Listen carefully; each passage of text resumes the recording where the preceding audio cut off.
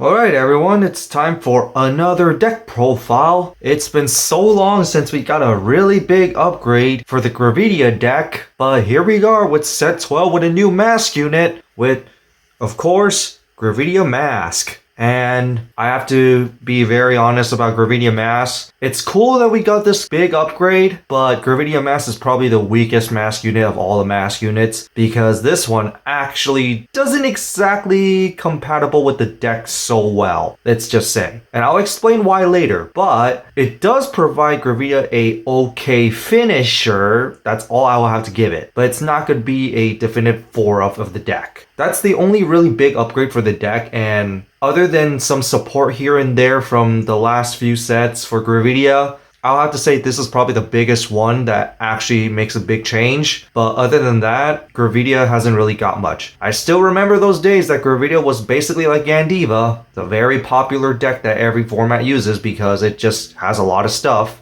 But anyway, how do I like the Gravidia deck? Like usual, I still like Gravidia deck as a fun deck because I just like its style, using set orders for its advantage, aka throwing meteors. That's basically what it is. And basically regenerating those meteors as it goes. And I kind of like that. Reason why I built Gravidia in the first place, and I really love the alien-like design of Gravidia. Very similar to Link Joker combined with Gridora, as you can tell from the artwork a bit, if you recognize it. But I really like the design of Gravidia, which is why I built it. Originally, when I built Gravidia, it was very cheap to build the deck as well, which is another reason why I did it. I think I remember I only paid like $50 to build the deck when it first came out. And even now, it's still really cheap because no one really plays it now. So this is more of a fun deck than anything. But anyway, with all that out of the way, it's time to go on to the deck profile itself with, of course, the Ride deck. So first off, we start off with the starter, Gravidia Delin, which of course is Gravidia, so it's of course going to be the main Ride line starter, which I go to Gravidia Wells. I chose Gravidia Wells because it's not Gravidia World, for one. Two, I like the skill where when it's placed on Vanguard, you can look at the top 7 cards for your set order, aka your meteorite cards, as many of them, and add it to your hand. So if for some reason all 7 of them are just your set orders, well yeah, you can all play all 7 all at the same time. And I really love that. And the second skill is very unique if you really want to do it. If your Vanguard is Gravidia Nordlinger, you can Soul Blast 1, choose up to 2 meteorite cards from your hand and put them to your order zone, and discard cards plus 2k. This used to be relevant, not relevant anymore. Really, you just use it for the Ride line skill, but I like it because you can search as many meteors as you want and filter out your deck faster. You could go for Gravidia World if you want, because most of the time you might even draw your meteor in the early game, and yes, there is that little meteor skill that you could play 16 of them. So you could run Cardidol, Rotis just to get a world card, but not really my thing. I like to stay in archetype. And then we go to Gravidia Boringer, where when you ride it or put it on rear guard, you can Soul Blast 3 if you have a meteor plus 5k and draw a card. It's just there for that, really, but it's an okay skill. Like I said, if you go for Gravidia World, you can do kind of the same thing. It's up to you. But the other skill is that you have a total of 5 or more meteors. This card gets plus 5k, and that also includes from the drop zone as well. But it's just whatever. It's just for Ride line. And then we go to Gravidia Nordlinger itself, where when it's placed on Vanguard, search your deck for up to 2 meteorites, put them to the order zone, and then of course shuffle your deck. And because you do that, spoiler alert, your meteor's gonna have some extra skills. But the main skill is that when this card attacks, you can counterblast 1, put as many meteors from your order zone to the drop zone. And then until the end of the battle, it gets plus 15k power if you drop at least 1. If you drop 3, it gets plus 1 crit. If you drop 5, trigger effect doubles, meaning one trigger is activated twice. So you get a critical trigger, you basically act it as its 2 critical triggers. And that's the most threatening part about Nordlinger. It's the fact that you have that extra, and that's the most threatening part about Nordlinger. It's literally because of the double trigger, which is very threatening, plus the crit. That itself is very pressuring, plus the trigger. Because if your opponent's at 2 damage, 1 crit could end them. And yeah, that is very nasty. The extra power is also very helpful because since you're playing a lot of meteors in this deck, it's going to be one huge weakness that you're going to be lacking boosters. So just being able to get power on its own is just very helpful. And that's why I kind of like the deck. You're just using your order zone as basically your costs. And then to the main deck itself, first off, 3 more regular Nordlingers because 1, yes, you are going to do your Persona ride in this deck because you want to set those meteors. And 2, you're not going to go to Nordlinger Masque until you're going to finish the game because that's in a way, better finisher. And I'll explain why. And then before we go to Masque, let's go to Masque Hydrogram. I run 2 copies just for some consistency.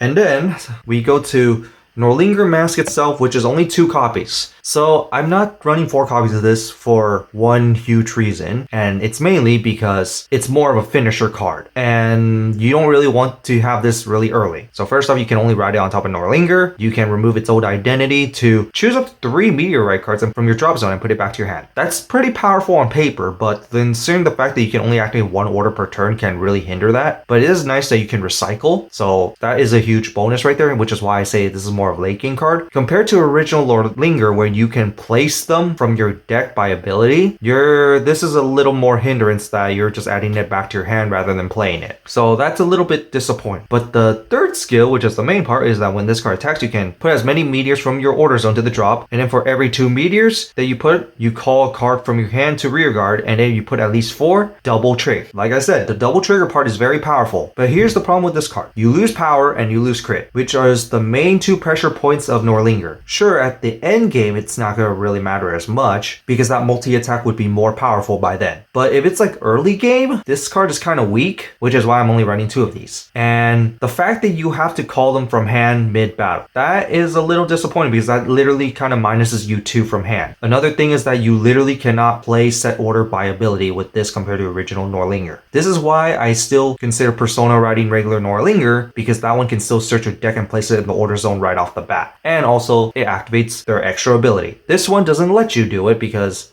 they need to be placed by your Vanguard to activate the extra ability, which this doesn't have. It lets you recycle, which is good for later game, and also the multi-attack aspect without extra power is also good for later game. Another problem, it's a set order based deck, so you can be lacking units here. But in the end game part, it can be decent and can be better than regular Nordlinger, especially when your opponent's at 5 damage, because obviously your opponent has to guard every attack, and those 2 extra attacks is more better than the extra crit. It's just unfortunate it actually lost both key aspects that made Nordlinger very powerful in the early game. So this is not really an early game card, more of a late game card to finish off your opponent. And it's why I only run 2. So that's it for all the Nordlinger cards. Let's get on with the main set order of the deck before we go on to the remaining units. So first off, to the main card of the deck.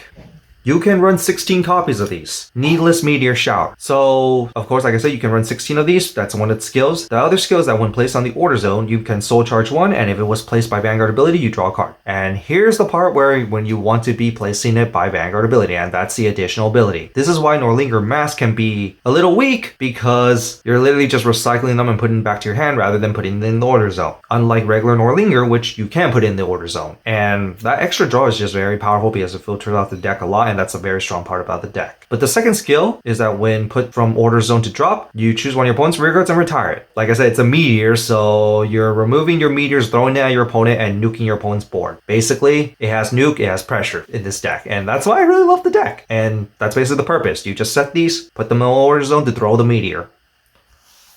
And then to continue off, here's the giant meteor. Fallen Hell Hazard, which counts as 2 meteors, which is very nice when you put it to the drop zone. Sometimes your opponent doesn't have a full field, so you might prefer using this. And 2, it actually makes you use less cards, so that's very key. But it has the same ability where when you actually throw it, you choose one of your opponent's rear guards and retire, and you must bind this card. This is so, of course, you can't recycle this because recycling this might be a little too OP. But the fact that you can have this count as 2 meteors is very key. But of course, this is not a 16 copy one, but you still need to run this at max because it just helps.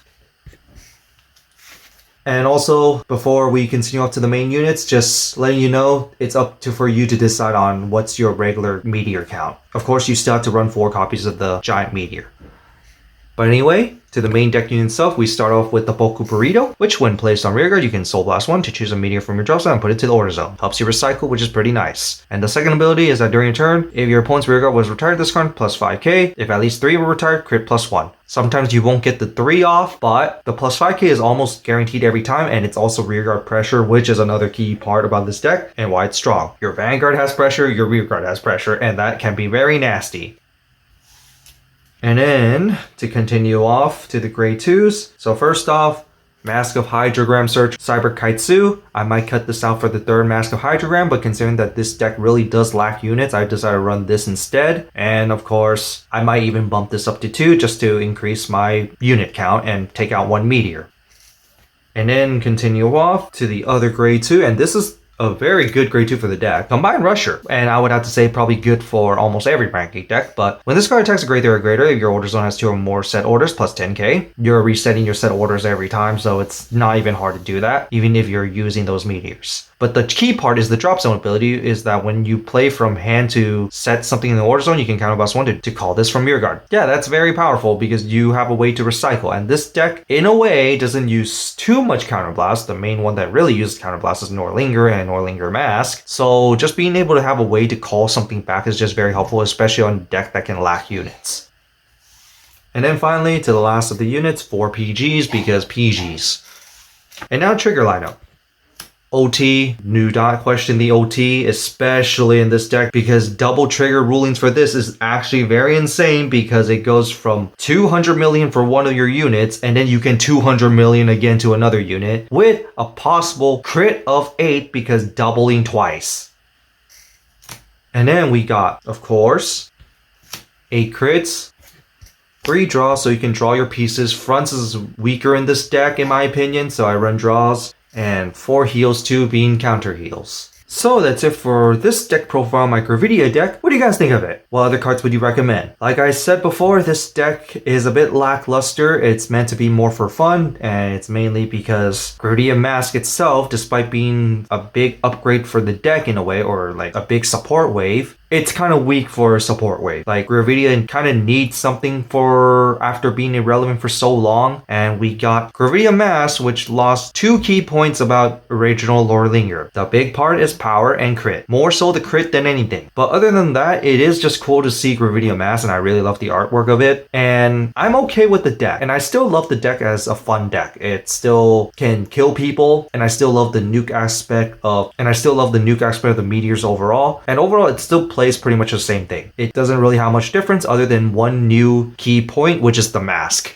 And I will have to say the Masque unit itself is an okay Masque unit, but it's more of a finisher Masque unit than anything, but you're not going to rely on it to win your games most of the time. It's just there more so for fun than anything. But in that, the only other things I only thought for the deck is maybe decrease my grade 1 meteor count to mainly add more other things, maybe more copies of Masque stuff, or maybe some of the support, like the one that lets you put 2 meteors from your hand to the order zone. But other than that, I haven't really found the need for it, so at the same time I didn't do it. But other than that, there's really not much to say for the deck. It's just a fun deck, and if you like Gravidia, I guess you can still build it, just not gonna say that it's like the best deck. But anyway, it's time to say goodbye, and one more deck profile for set 12.